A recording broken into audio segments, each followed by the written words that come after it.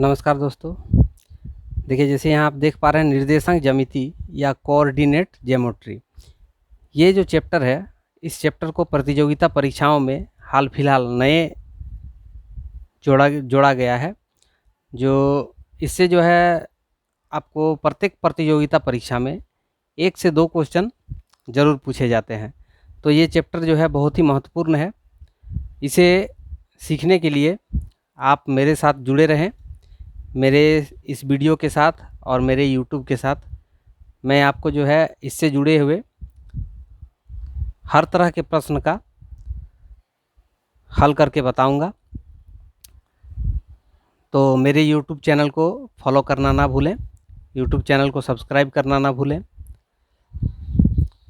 चलिए आगे देखते हैं। एक प्रश्न मैं डाल रहा हूँ इससे जुड़ा हुआ, देखिए उसको समझिए कैसे करके मैं इसको हल करता हूँ। देखिए दोस्तों, एक बिंदु यहाँ पे दिया हुआ प्रश्न, बिंदु ए 1 2, बी 3 4 और सी 4 1 एक त्रिभुज के शीर्ष हैं। तो बताएं त्रिभुज किस प्रकार का त्रिभुज है।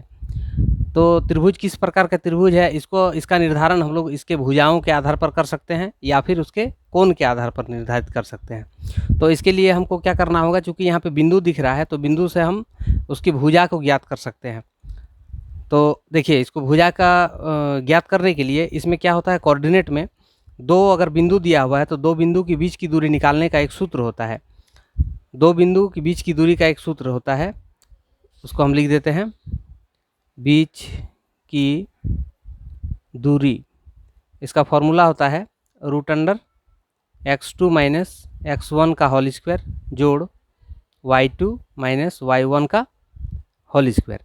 तो हम लोग इस सूत्र के विधि से ये तीनों बिंदुओं से बनने वाले जो त्रिभुज हैं उनके तीनों भुजाओं का दूरी यानी कि तीनों भुजाओं को ज्ञात कर सकते हैं। उसके बाद फिर उसमें हम लोग जो है तुलना करके देख सकते हैं कि कौन भुजा आपस में बराबर है। उसी के अनुसार इसका निर्धारण होगा कि त्रिभुज किस प्रकार का है। तो जैसे देखते हैं हम लोग ए बी निकालते हैं बीच की दूरी। तो ए बी क्या हो जाएगा, इसके और इसके बीच में, क्योंकि ये पहला वाला x कहलाता है और बाद वाला y। तो यहाँ पे x1 इसको ले लेंगे, x2 इसको ले लेंगे, y1 इसको ले लेंगे, y2 इसको ले लेंगे। तो फार्मूला के अनुसार बैठा देते हैं x2 मतलब 3, x1 मतलब 1 इसका होल स्क्वायर जोड़ फिर y2 - y1 4 - 2 का होल स्क्वायर। इसको अगर निकालते हैं तो कितना हो जाएगा, ये हो जाएगा 3 में से 1 घटा 2, 2 का स्क्वायर 4, और ये हो जाएगा 4 में से 2 घटा 2, 2 का स्क्वायर 4, 4 4 8 √8 हो गया। उसी तरह से हम लोग निकालेंगे बी सी बराबर हो जाएगा ये दोनों में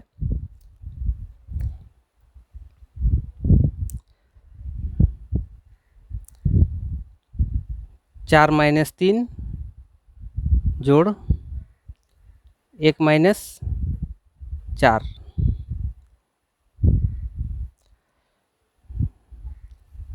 एक का स्क्वायर 1,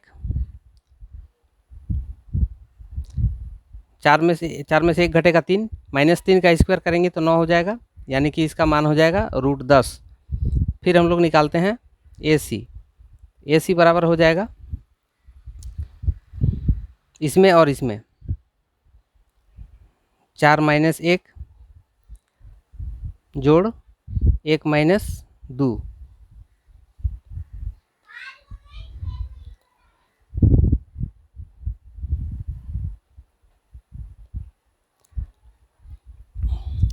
यानी कि 3 का स्क्वायर 9 और इधर बचेगा 1 का स्क्वायर एक ही हो जाएगा, ये हो जाएगा √10। क्योंकि यहाँ पे हम लोग देख रहे हैं √10 दोनों बराबर है, यानी कि यहाँ लिख सकते हैं BC बराबर AC।